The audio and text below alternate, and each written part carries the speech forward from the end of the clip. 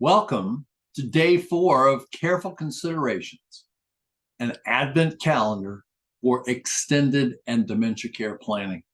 I'm Dan Altmeyer, and today we are going to talk.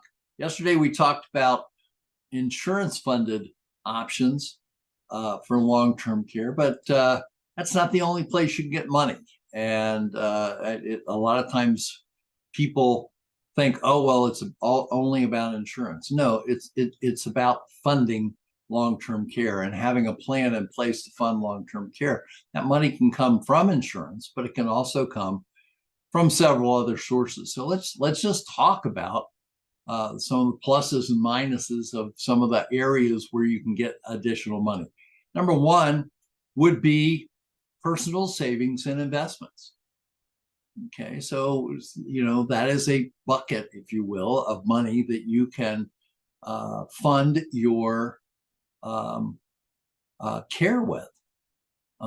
Problem of funding money with investments is that when you sell the investments, you have to pay capital gains on it, and that could be a considerable amount, especially if you're looking to pass money on to the in the future to another generation or to other beneficiaries, or maybe even to a charity. The step up on those it happens when you pass away. There is no capital gains on those investments. Personal savings, the negative about personal savings is that it's no longer there earning any interest for you, so that money is not growing anymore. Probably what I hear most from people when I talk to them about where would you get money from if you had to fund a long-term care situation, which, by the way, runs anywhere from typically 250 to 450,000, but can be a lot longer and a lot more money than that. But if you needed to get $250,000 to fund a long-term care stay, where would you get it? Most people say, oh, I go to my 401k, I go to my IRA. The challenge with that money is that you have to take more money out because it's taxable, and you can't get around the tax on the money that you're pulling out of that money, out of that pot. And so retirement funds are certainly, for a lot of people, a large part of their net worth, but pulling that money out in large chunks, especially $10,000 a month, $8,000 a month, that can add up very quickly on taxable income. Real estate assets. So if you have other real estate assets, you can rent them out, you can sell them. Once again, a capital gain issue there. Also, for homeowners, as long as one of the two principals is still going to live in the house, you can do a reverse mortgage. Reverse mortgages are available to people once they're 62 years old, and they can pull money out of their equity in the house without having to pay tax on that. And then, if they sell the house, if they end up moving out of the house, then at that point that mortgage becomes due. So that's a negative on that. But it's certainly a source of funds where, at least initially, there's not a taxable event. By the way, I'm not a CPA, so if I talk to you about taxes on these things, I want to make sure that you consult with your tax professionals whenever you're making any kind of tax-based decisions. Social Security benefits. Once you qualify for your Social Security benefits, once you turn those benefits on, they stay. I know there's a funding issue with Social Security, and we're not going to get into that or the politics or anything, but let's just assume that Social Security will continue to pay. That is a base of income that if you're not using that to go to the store or go out shopping or whatever because you're in care, that money can be redirected towards your care. Veterans benefits. So there are benefits, especially at the level of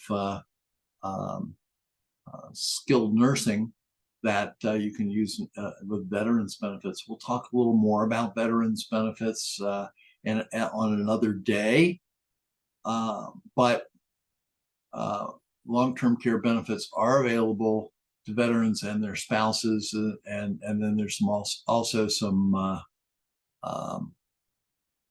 other programs, again, that we'll talk about that they can qualify for, but they are means tested. So that's important. Now, speaking of means testing, Medicaid. Medicaid is the #1 source for long-term care funding in the United States. Government funds cover about 70% of all nursing, all long-term care expenses in the United States currently. Problem with Medicaid is, again, you have to spend down your assets, and again, we'll talk some more about Medicaid planning throughout this process, but you need a Medicaid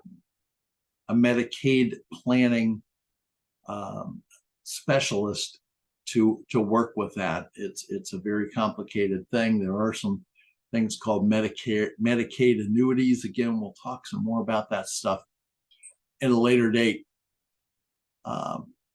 Long-term care partnership programs. So there are. This is a tie-in with life insurance, and basically what it says is that if you buy a long-term care policy that has been approved as a partnership policy, then the state will waive some of the asset requirements to pay for Medicaid once your long-term care benefit expires.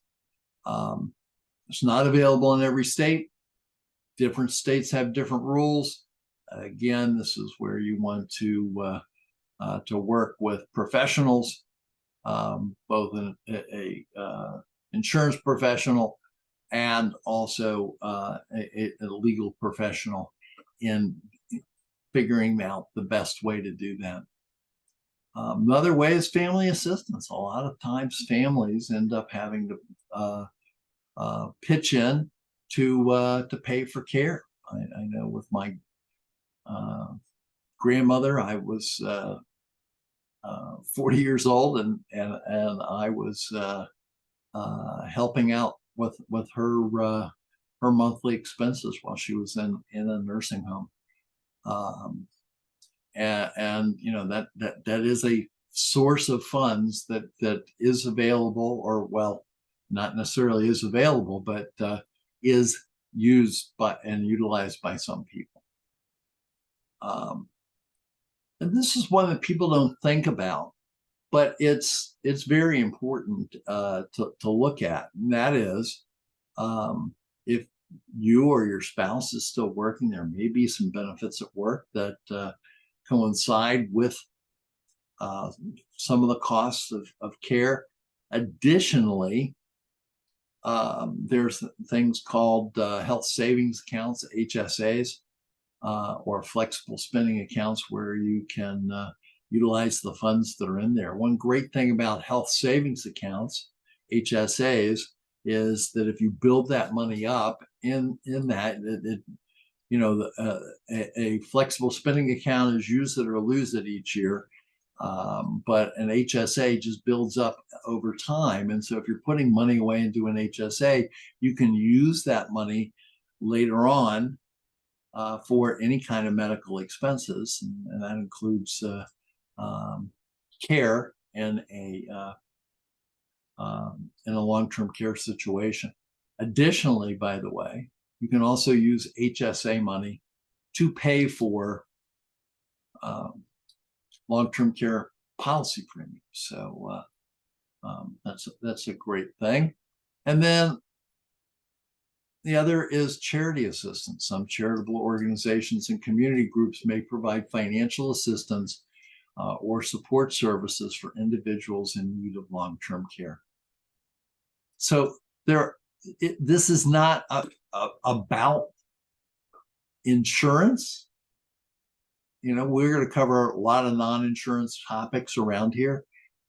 Insurance is a tool. It's not a goal. Okay. And so the goal is to have a plan so that you can respond to things with options when things happen. You know, what I've always said is that the further you go out on a limb, the longer you wait to make a decision, the further out you're going to go out on a limb and not have choices. So it's a long opportunity. The best time to have made a plan for long-term care was 10 years ago. The next best day is today. So I want to thank you for your time today. And I will see you again tomorrow. And enjoy your day. And the peace of the season be with you.